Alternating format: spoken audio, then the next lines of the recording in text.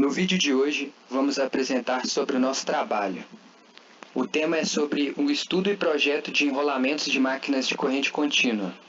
E o grupo é composto por Bernardo Neves Lima e por Heron Fonseca Pimenta, que sou eu. A gente sabe que as máquinas de corrente contínua, na verdade, são dispositivos capazes de realizar a conversão de energia elétrica em energia mecânica, né? Se, no caso, ela estiver operando como motor, e mecânica em elétrica, se ela estiver operando no caso de geradores, né?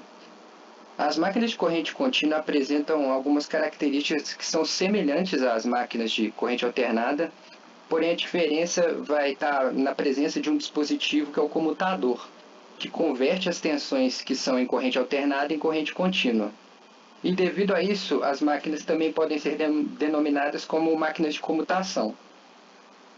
A gente também pode dar como exemplo básico de uma máquina rotativa de corrente contínua uma espira de fio girando em torno de um eixo fixo, sendo a parte estacionária denominada estator e a parte rotativa sendo denominada de rotor. O rotor vai conter enrolamentos espaçados entre si, né, vai ter uma distância que é igual à dos polos do estator, de modo que quando um lado vai estar no polo norte, o lado oposto vai estar no polo sul. E através das lâminas do comutador as bobinas vão ser conectadas em série, né?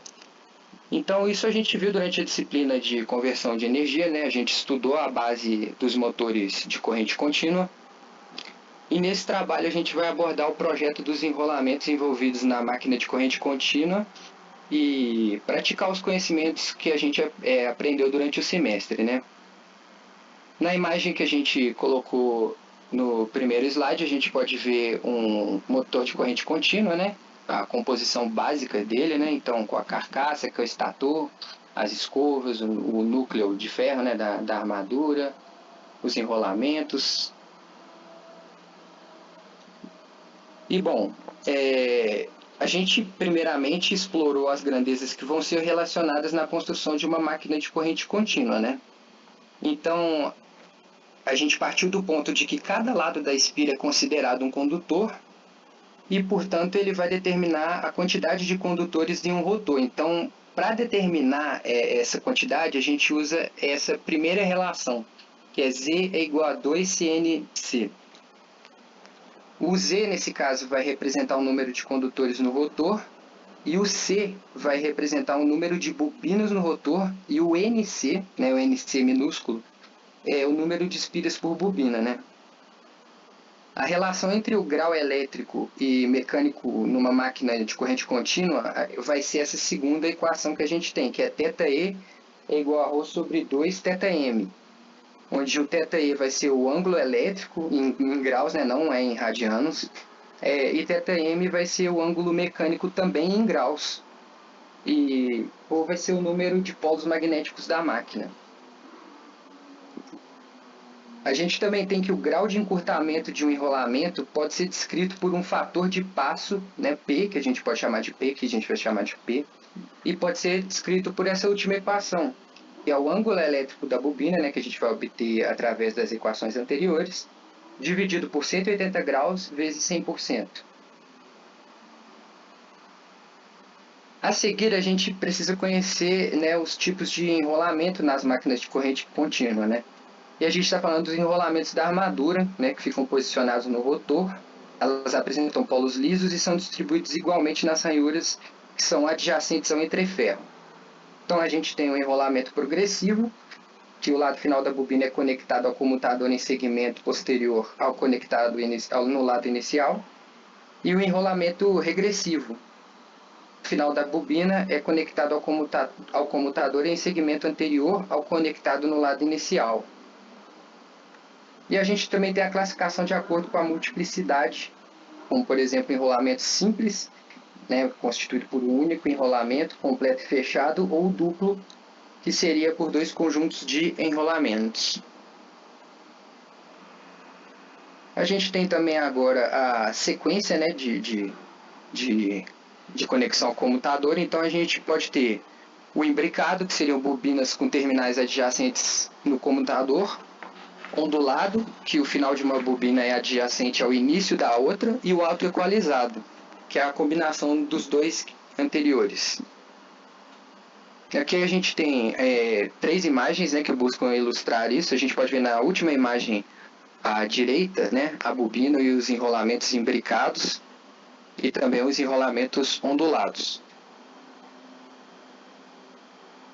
Já aqui a gente vai falar sobre, né, a parte das perdas, né? Então a gente tem desde a potência que a gente vai tirar da rede, né, a energia que a gente vai tirar da rede. Então a gente tem perdas mecânicas, né, pela questão das rotações, enfim, né, o atrito mecânico, né.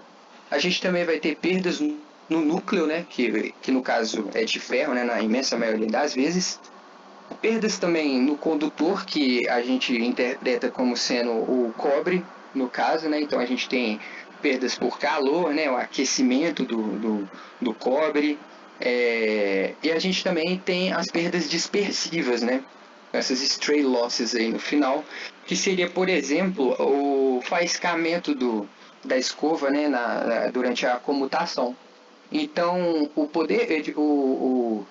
a potência final que a gente tem, na verdade, ela vai ser uma fração do que entra, né? Então a gente vai ter que saber quantificar essas perdas para a gente ter um motor o mais eficiente possível ou um gerador o mais eficiente possível.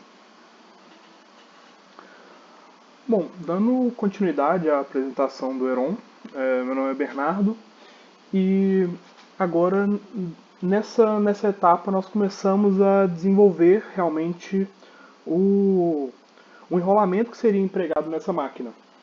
Então, nessa etapa, é muito importante definir primeiramente o tipo de bobina que será empregado, qual será esse enrolamento, né? E no caso, nós escolhemos utilizar o imbricado por ser um dos. Como que eu posso falar? Ele é um dos mais simples de ser fabricado, construído, né? E é amplamente utilizado. Então, nós optamos ir nele pela simplicidade.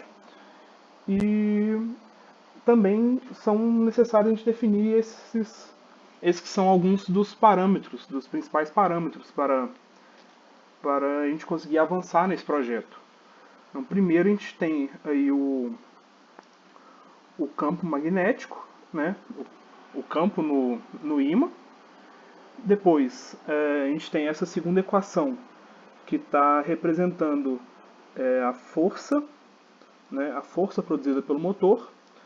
E essa terceira equação representa representa o passo polar que foi utilizado nesse motor. Bom, na metodologia a gente quis exemplificar como que funciona, né, como ocorre essa expressão da potência, tanto de um motor quanto de um gerador. E aqui a gente visualiza que são bem semelhantes, né, mas o que ocorre é uma ordem oposta, que no caso do motor, no motor CC, a gente vai ter uma potência elétrica sendo transformada em uma potência mecânica ao final. Enquanto isso, para um gerador, a gente tem essa potência mecânica que, após essas conversões, é transformada em uma potência elétrica. Para, para facilitar todo esse cálculo e o projeto do, do motor, ou melhor dizendo, da máquina CC, nós utilizamos esse software, esse código que foi realizado na linguagem do Octave. E aqui nós podemos ver à direita toda essa captura, né, com todas as equações, as principais equações necessárias. Então, primeiramente, a gente definiu aqui os parâmetros que nós escolhemos para a nossa máquina. Então, aqui temos a tensão, as espiras e diversos fatores nesse quesito, a potência também. E depois, com o auxílio da ferramenta, a gente obteve os valores que vão ser mostrados agora.